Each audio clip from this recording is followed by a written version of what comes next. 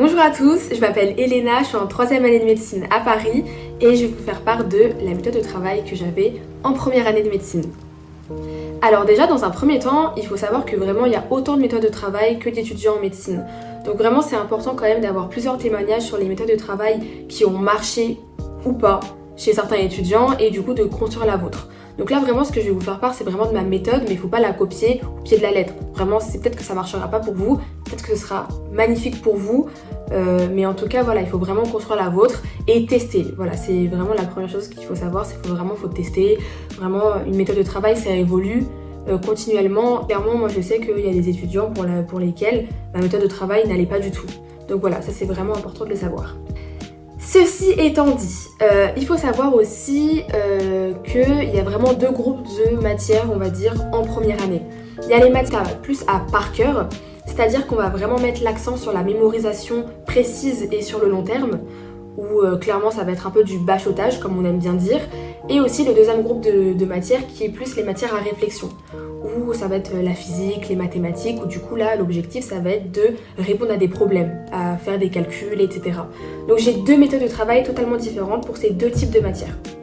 Je vais commencer d'abord par les matières à par cœur, donc tout ce qui est anatomie, histologie, biologie cellulaire, etc.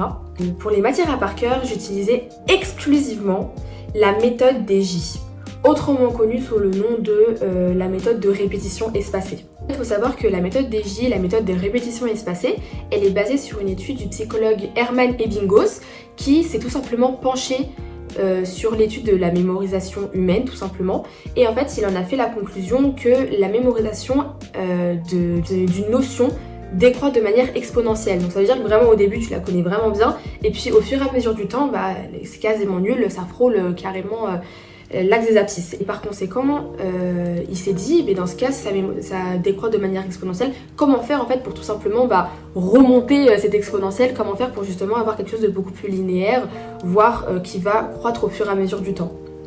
C'est comme ça que la méthode de répétition espacée est née.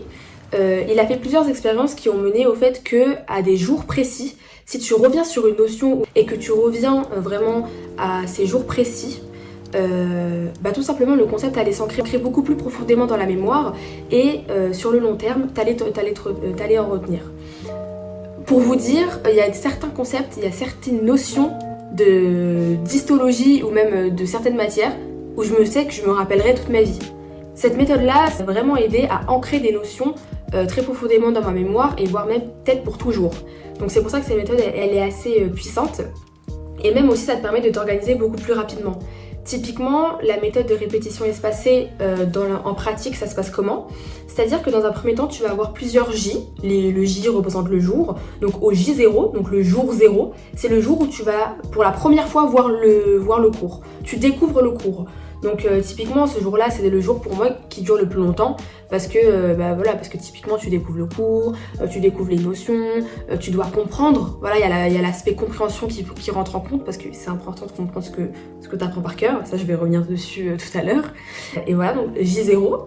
Et la prochaine fois que je vois le cours c'est au J2. Donc 2 jours après la première lecture et ensuite au J7. J7, donc du coup c'est une semaine après le J0, ensuite J14, J30 et J60. Ensuite c'est les révisions. Et typiquement, à partir du J14, franchement je connais déjà la fiche par cœur. Je connais vraiment par cœur. Et vraiment tu peux me poser toutes les questions dessus. En fait c'est beaucoup plus limpide, beaucoup plus clair. Et dans ma mémoire c'est beaucoup plus structuré. Et ce qui est important c'est que du coup, pour toutes les matières à par cœur, je faisais J0, J2, J7, J14, J30, J60 et ensuite c'était les révisions en fonction de la fiche, si j'avais besoin de la revoir ou pas, etc. Et le point qui est très important pour ma part, c'est qu'à partir du J7, je faisais des QCM. Parce que généralement, l'erreur qu'on fait un peu en première année, c'est de juste revoir la fiche de cours. C'est de juste relire bêtement comme ça, de stabiloter, voilà. Non, vraiment ce qui est important c'est vraiment de s'entraîner, de faire plein de QCM parce que ce que vous allez avoir au concours, c'est pas une récitation de ta fiche de cours.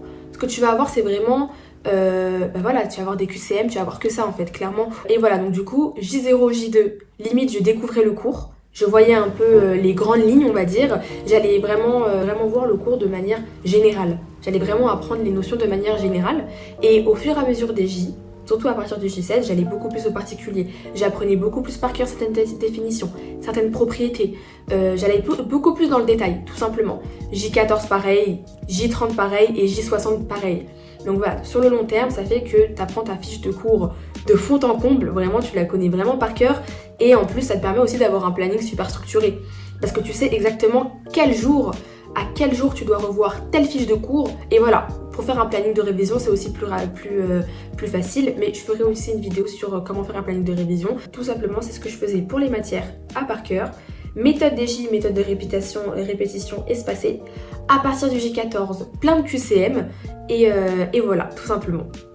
Ensuite, dans un second temps, on va parler des matières à réflexion. Donc les mathématiques, la physique-chimie, la biophysique aussi et la biochimie. Parce que moi dans ma fac, c'était quand même la biochimie, c'était pas du par cœur, c'était vraiment de la réflexion en vrai. Pour les matières à réflexion, une méthode totalement différente. Là, j'avais des fiches de cours. Les fiches de cours, je les avais d'une prépa. J'avais une prépa pendant la première année. Donc j'avais ces fiches de cours de la prépa. Vraiment, la première chose que je faisais, je regardais la fiche de cours, je voyais les propriétés, ce qui était important, les définitions, les formules, celles que je devais apprendre par cœur, etc., etc. Et je passais pas plus de 20 minutes sur chaque fiche de cours de matière à réflexion. Vraiment pas plus. Et après, j'ai lu cette fiche de cours si besoin, parce que parfois j'en avais pas besoin. En fait, au bout d'un moment, tu connais tellement le cours par cœur, tu connais tellement les formules par cœur, bah j'attaque directement les exercices. Tous les jours, je faisais des exercices. Tous les jours, je faisais que des QCM, des matières à réflexion. Ça sert à rien d'apprendre par cœur les maths. Les maths, il faut les appliquer. Les maths, il faut faire des exercices. Les maths, il faut comprendre ce qu'on te demande. Il faut comprendre ce que les professeurs veulent que tu saches pour le jour du concours. Donc, je faisais ça tout le temps. Et en plus, même pour mes journées, c'était plutôt agréable. C'est-à-dire que le matin, je faisais beaucoup plus des matières à par cœur. Donc vraiment, je faisais que la méthode DJ. Et l'après-midi, ça me permettait d'être beaucoup plus active, d'avoir une autre partie de mon cerveau qui réfléchit tout simplement, qui est active. Et du coup, je m'endormais pas dans des fiches. Et c'est vraiment contre-productif de dire que les fiches de cours. Surtout pour les matières à réflexion, c'est juste inutile quoi.